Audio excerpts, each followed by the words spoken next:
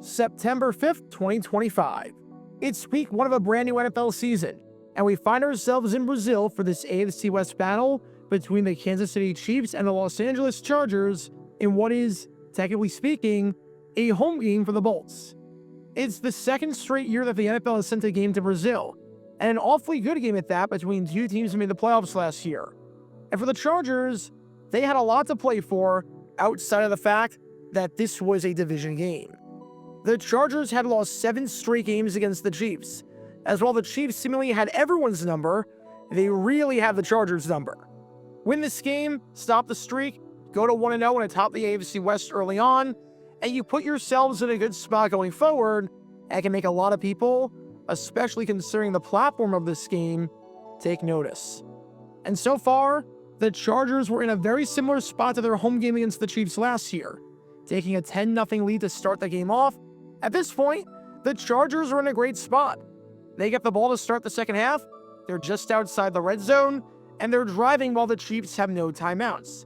So the Chiefs don't even have to touch the ball for the rest of the half if you play your cards right.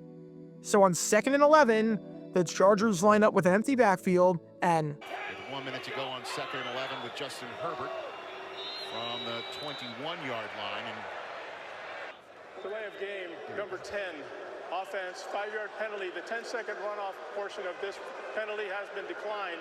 Wait. Time out. You took the delay of game penalty? You took the delay of game? But why? You clearly weren't getting the playoff. This is what the line looked like as it was winding down, with all their heads in different places, and with some guys not even in their stance. You don't need 2 timeouts at this stage. What are you saving them for? Why not burn one there? Well, that's going to derail you a little bit, but it's fine. Even if you can't score a touchdown on this drive, at least you can keep the clock running, facing 3rd and long. Just hand the ball off up the middle, call a timeout with a play clock at 1, kick the field goal, go into the half with a 2-score lead, and you're good. 3rd and 16, and they do give it to their rookie, Hampton, running behind a whole bunch of teammates, but he runs out of bounds. Oh, Kurt Warner. You're kidding me. You're actually kidding me. Giving a free possession to the Chiefs and giving the ball back to them for no reason whatsoever. Genius strategy, absolutely genius. Just what Patrick Mahomes and that team needs. This is 100% going to backfire spectacularly on you, isn't it? Will they get it off? They do. Butker from 59. It's good. Yep, thought so. Welcome to Dumb Decisions. Before I break down what happened here, this whole series is about taking an in-depth look at decisions made during games that were clearly awful from the start. This isn't something to look bad in hindsight. Rather, this is something to look awful almost immediately. These are moves where your gut instinct tells you right away that there is no way this can possibly work. And sure enough, your gut instinct was smarter than that of an NFL head coach. And for this one, we're taking a look at the mind of Los Angeles Chargers head coach, Jim Harbaugh. This can't be right. This can't possibly be right. I had a good feeling that we'd get a dumb decision before Sunday, but I thought for sure it'd be in the Eagles-Cowboys game with either Brian Schottenheimer in his first game as a head coach, or with Nick Sirianni doing Nick Sirianni things. Jim Harbaugh? During the Chargers-Chiefs game? Between two coaches you can always trust? This is like when your school gets vandalized and you assume that the troublemaker did it. But in actuality, it was the teacher's pet, straight-A student. Never in a million years would I have said that Jim freaking Harbaugh would make the first dumb decision of the 2025 NFL season. I can't believe it, because the man's a great head coach. But even the best coaches have brain farts. And man, was this a bad brain fart. The Chargers at least won the game at the end of the day, but the Chiefs made it a lot closer than it needs to be, thanks to whatever the heck this decision-making was. So with that being said, let's take a look at why taking a delay of game on 2nd down with 2 timeouts, and then calling a sweep to the outside on 3rd down, is a really bad idea. And before I go any further, I should note that I stream every single primetime game on this channel. So naturally, I was live for this Chiefs-Chargers game, and I want to show you my reaction to the play in real time, just so that no one can accuse me of being a Monday morning quarterback, or I guess a Saturday morning quarterback. And so that you know that this truly was a dumb decision the moment that it happened, and that everything about it was entirely foreseeable. If you want to skip the reaction, the timestamp is in the description. Take a gander at this. They were doing, and now they're going to run the ball here on 3rd down. Can't go out of bounds. That's the one thing you couldn't do. Why would you call a run to the side? Now the clock stops. Why would you call a sweep? What are the Chargers doing here? Why would you call a sweep to the outside? Why would you call a play that gets you out of bounds? Yeah, dumb decisions. Dumb decisions on that one. That's an easy dumb decisions. Dicker gets it through the right upright, but in their effort to try and get the ball, to hold on to the ball for the last play, does not pan out. The Chiefs will get it back. Oh my. I don't even know what to say. I don't even know what to say. What on earth was that? Why would you call a run to the side and not take a timeout when you had 2 left? You're not saving them for anything. Well, that was... So yeah, it was stupid in real time. And even in hindsight, knowing that the Chargers won the game, it's still stupid. Because this was the one time during this Chiefs dynasty that a coach made a dumb decision that directly led to the Chiefs getting points, and it didn't end up hurting them in the long run.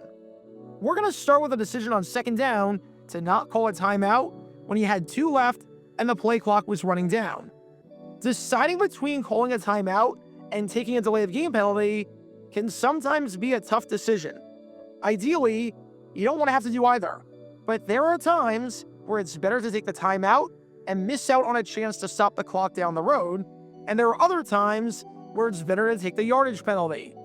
As some obvious examples, if it's 4th and inches and you're going for it, then yes, take the timeout. But if it's 3rd down and you're at your own 2-yard line, then it makes no sense to take the timeout because it's a half the distance penalty.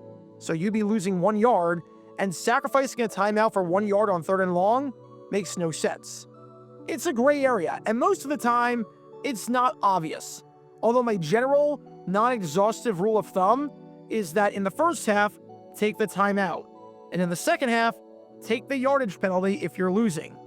So usually, I'm not going to criticize a coach for a matter of personal preference. But this isn't a case of personal preference. The timeouts at this stage are kind of irrelevant. You're at the 21-yard line. You don't need 1 minute and 2 seconds to go 21 yards. And you especially don't need 2 timeouts in order to do it. If you call a timeout to save the 5-yard penalty, you have more options available at your disposal on 2nd and 11 versus 2nd and 16. You need to average 5.5 yards per play versus 8. And that's a big difference. Those 5 yards in terms of getting to the end zone make a huge difference. If you're at your own 30-yard line or something like that, okay, fine. But right outside the opposing red zone, again, the time is not an issue. It's like intentionally fouling someone in a 1-score game in the NBA with 35 seconds left. You're going to have time for possession, so you don't need to foul. You're going to have time to run plays to get to the end zone without issue. Heck, if this was the decision between taking the penalty and burning your final timeout, I'd even be more okay with that. But here, no way, not a chance. You have plenty of time. And if you're going to say, well, how would Harbaugh know that Herbert wasn't going to snap the ball in time? To that I say, I showed you earlier what it was like with 2 seconds left on the play clock. The offensive line wasn't in its stance. They were all looking around trying to get a signal. No one was on the same page. You've got to recognize that there is no chance that this snap is going to be called. You can't get on the same page with communication, get your head down, and get into your stance in the span of 1 second. Without calling a timeout, this play was going to lose yards either way, whether it was because of an offensive protection breakdown or because of a delay of game penalty. And the other thing that's crazy about not taking the timeout there is, let's say you take it and have 1 left. Your goal is twofold. You want to score, and you don't want to give the Chiefs the ball back. If you get sacked on this play, it's not like you need that extra timeout, because on 3rd and long, you're just going to run the ball up the middle, take it down, and then call your final timeout to bring up 4th down. If you get yards, the receivers are down the field anyways, so they don't have to change direction and go backward, so you can get plays in. This is a no-brainer spot that you don't expect a guy like Jim Harbaugh to mismanage to the level that he did. But he found a way. But hang on, because it gets worse. Amazingly enough, it gets worse. And the Chargers shoot themselves in the foot for a 2nd time. I was making this video either way. And then, the 3rd down play cemented the fact that this needed to be done. Because on 3rd down, the Chargers call a halfback sweep to the outside. Which, yeah, I have no idea. You get why that's a bad idea, right? In this spot, you have 2 options. Either concede the drive, run the ball up the middle to kill the clock, and prevent the Chiefs from getting an extra possession, or try to get the 1st down and push the ball down the field by airing it out with Justin Herbert. Those were your only 2 options. Run to kill the clock, or throw to try and get the 1st. The problem with throwing is that if it falls incomplete, the clock stops. And the problem with running up the middle is that you're not getting the 1st. So you decide to call a play that gives you the worst of both worlds? You call a running play to the side where you're not going to get the 1st down. And you know that. But just to illustrate this point, in 2024, so last year, on 3rd and 16, there were 9 times where a team ran the ball with their running back. All 9 times, they were short of the 1st down, and by a comfortable margin, I might add. The last time a team handed the ball off to their running back on 3rd and 16 and got a 1st down was back in 2022 during a game between the Seahawks and the Lions when Rashad Penny did it. And this was the only time it's happened since 2017. It has been nearly a decade, and only 1 time on 3rd and 16 has a team given it to their running back and gotten the 1st down. So if you're handing the ball off and conceding the drive and wanting to play the clock game, why not just go up the gut?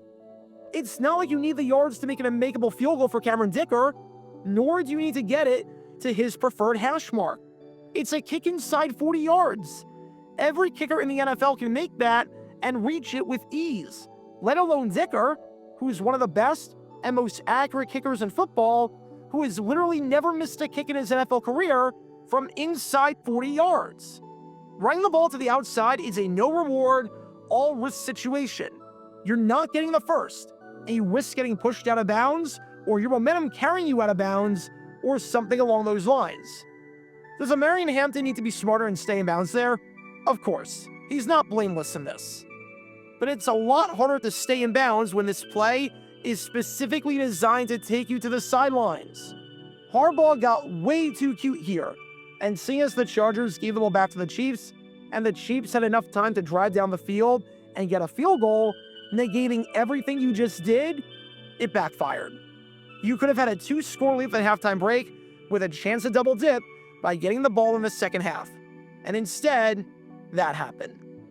Now, to be fair to Harbaugh, he owned it in the post-game presser and brought it up completely unprompted that he screwed up. So I didn't even need to wait on a reporter to ask the question, because Harbaugh just said it himself 3 minutes into the presser and took the blame for it. Take a listen. I'm glad you mentioned that. Even before the half, I was trying to run the ball, get the play clock down to 13 seconds, and when we called a outside run, none of us smart coaches relayed the message to our young running back to stay in bounds, and not his fault at all. That's on me. I told him. I told the guys that at halftime, and after the game, I said, had I just told him, we'd have won the game, And they said, hey, we did win the game. Okay, that's because you guys had our back. So hopefully he learns from his mistake, because this could have been an extremely costly one when it came to the final score, since giving any team an extra possession, let alone the Chiefs with a future Hall of Fame coach, a future Hall of Fame quarterback, and a future Hall of Fame tight end on the other side, is generally not a smart idea. I'm always in awe of how many teams make the dumbest decisions possible against the Chiefs. The Texans did it in the divisional round last year with their management, which you can learn more about by clicking the card in the upper right corner. And the Bills did it in the AFC Championship by performing the definition of insanity and running the same play over and over again, hoping they would finally work out one time, which you can learn more about by clicking the card in the upper right corner. At least this one didn't entirely bite the Chargers in the butt when the clock hit triple zeros at the end of the game. But when it hit triple zeros at the end of the first half, yeah, we were all thinking and wondering the same thing. So what did we learn from all of this? If you don't need timeouts to accomplish your grand objective, then use them when you're in times of crisis, since they don't carry over to the next half or the next game. If your goal is to run the clock out, then do that. And if your goal is to score and try and move the chains, then do that. But don't try and do both in a worst of both worlds scenario. If you run a play to the outside, there is a reasonable chance that the play results in the runner going out of bounds, and you need to recognize that. Football is a game of possessions, not points. And if you're crazy enough to give the Chiefs of all teams an extra possession because of your poor management, then you need to reevaluate everything. And just because you're in a foreign country and are in Brazil doesn't mean that the rules and concepts of American football fly out the window. Because when all these elements are in play, you can't exactly be surprised when this play backfires. Talk about a dumb decision. Check out our live streaming schedule for the next few days. We're live every single day on this channel, whether we're covering a sporting event or playing GeoGuessr or just taking your requests. So make sure you like and subscribe and turn on the notification bell so you don't miss a single time that we go live and so that you can join this community. Also, thanks to all our members and our Patreon supporters who get exclusive perks like their name of the end of each video, members-only Q&A streams, and cool emojis to use on videos and during streams. See how you can join this community and become a member or a Patreon member by clicking the link in the description below.